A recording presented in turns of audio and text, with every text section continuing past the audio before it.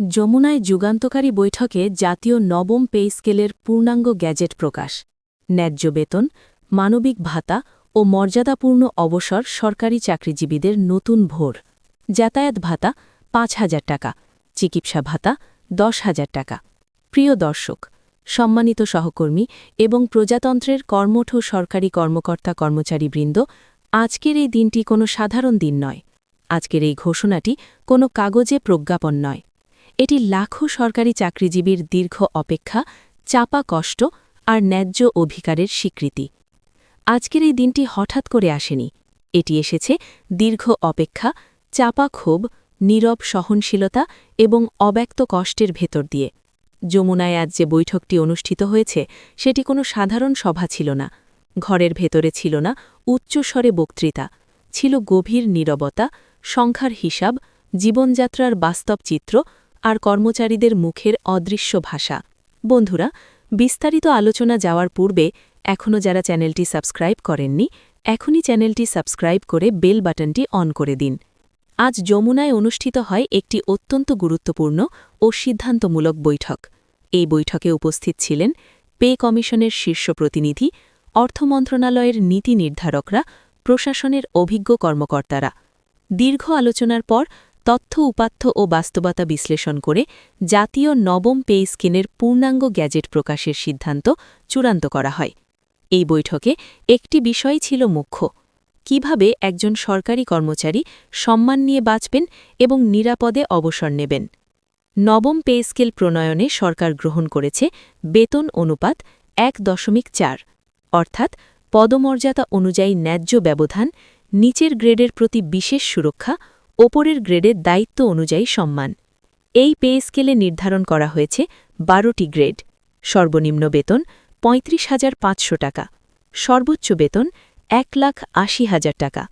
এটি শুধু সংখ্যা নয়, এটি বাজার মূল্য, জীবনযাত্রার ব্যয় ও পারিবারিক দায়িত্বের বাস্তব প্রতিফলন। নবম পে স্কেলে অন্তর্ভুক্ত করা হয়েছে ১৫টি ভাতা কার্যকর। ১. বাড়ি ভাড়া ভাতা ১২,০০০ টাকা, শহর ও মফস্বলে নিরাপদ বাসস্থানের জন্য। ২. চিকিৎসা ভাতা ১০,০০০ টাকা, পরিবারসহ মানসম্মত চিকিৎসা নিশ্চিত করতে। ৩. যাতায়াত ভাতা ৫,০০০ টাকা, অফিস যাতায়াত ও কর্মস্থল ভিত্তিক খরচের জন্য। ৪. শিক্ষা সহায়তা ভাতা ৪,০০০ টাকা, সন্তানের স্কুল কলেজের খরচে সহায়তা। ৫.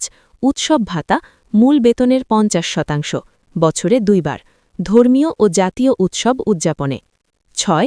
টিফিন ভাতা ৩,০০০ টাকা, দৈনন্দিন অফিস সময়ের খাবারের জন্য। ৭. মোবাইল বা যোগাযোগ ভাতা ২,০০০ টাকা, অফিসিয়াল যোগাযোগ বজায় রাখতে। ৮. ঝুঁকি ভাতা ৫,০০০ টাকা, ঝুঁকিপূর্ণ দায়িত্ব পালনকারীদের জন্য। ৯. বিশেষ দায়িত্ব ভাতা ৭,০০০ টাকা, অতিরিক্ত কাজ ও চাপের স্বীকৃতি। ১০. প্রশিক্ষণ ভাতা ৩,৫০০ টাকা, দক্ষতা উন্নয়ন ও ক্যাপাসিটি বিল্ডিংয়ে। ১১.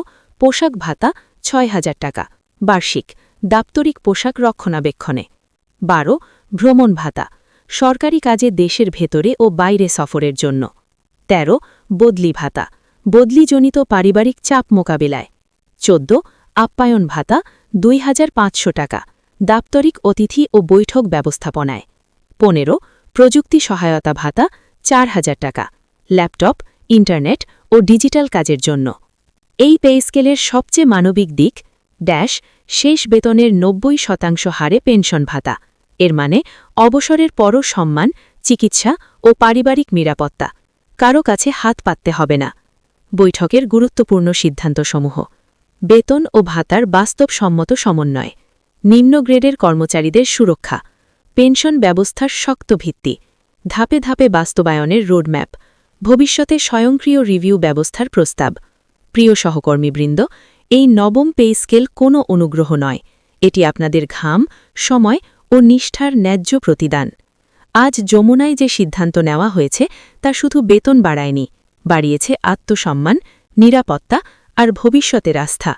এই কাঠামো বাস্তবায়নের মাধ্যমে একটি দক্ষ, অনুপ্রাণিত ও মানবিক প্রশাসন গড়ে উঠবে, এই প্রত্যাশাই আজকের বার্তা। ধন্যবাদ।